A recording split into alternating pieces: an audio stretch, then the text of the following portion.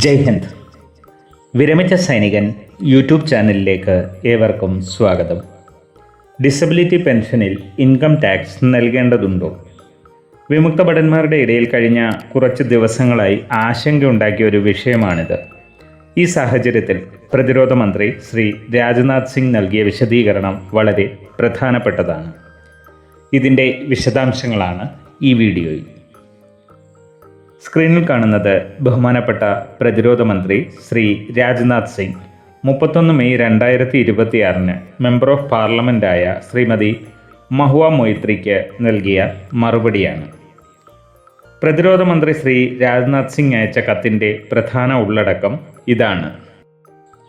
പ്രിയപ്പെട്ട മഹുവ മൊയ്ത്രി, സായുധ സേനയിൽ ഡിസബിലിറ്റി പെൻഷൻ ലഭിക്കുന്ന വിമുക്ത ഭടന്മാരുടെ പെൻഷനിലെ ആദായ നികുതി ഇളവുമായി ബന്ധപ്പെട്ട താങ്കൾ ഉന്നയിച്ച വിഷയം ഞാൻ പരിശോധിച്ചു.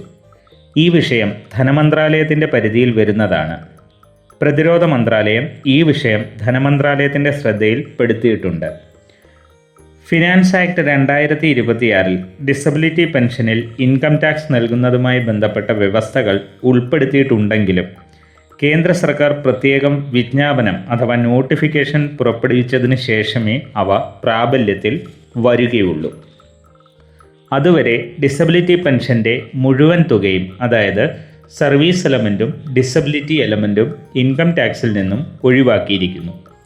താങ്കൾ ഉന്നയിച്ച ആശങ്കകൾ ധനമന്ത്രാലയത്തിൻ്റെ പരിഗണനയിലുണ്ടെന്നും ആവശ്യമായ നടപടി സ്വീകരിക്കുമെന്നും പ്രതീക്ഷിക്കുന്നു. ഇതാണ് ഈ ലെറ്ററിൻ്റെ ഉള്ളടക്കം. ഇതിൻ്റെ അടിസ്ഥാനത്തിൽ ഇത്തവണ ഡിസബിലിറ്റി പെൻഷൻ വാങ്ങുന്ന വിമുക്ത ഭടന്മാരുടെ സർവീസ് എലമെൻറ്റും ഡിസബിലിറ്റി എലമെൻറ്റും ഇൻകം ടാക്സിൽ നിന്നും ഒഴിവാക്കിയിരിക്കുന്നു. എന്നാൽ ഇതിനർത്ഥം ഇൻകം ടാക്സ് റിട്ടേൺ ഡിസബിലിറ്റി പെൻഷനേഴ്സിന് ഫയൽ ചെയ്യേണ്ട എന്നല്ല. ITR ഫയൽ ചെയ്യുമ്പോൾ പെൻഷനായി ലഭിക്കുന്ന എമൗണ്ട് ഡിസബിലിറ്റി പെൻഷനിൽ കാണിക്കണം എന്നാണ് അതിന് അർത്ഥം. കാരണം ITR ഫയൽ ചെയ്താൽ മാത്രമേ ITRൻ്റെ പരിധിയിൽ വരുന്ന ഡിസബിലിറ്റി പെൻഷൻകാർക്ക് ഈ ആനുകൂല്യം ലഭിക്കുകയുള്ളൂ.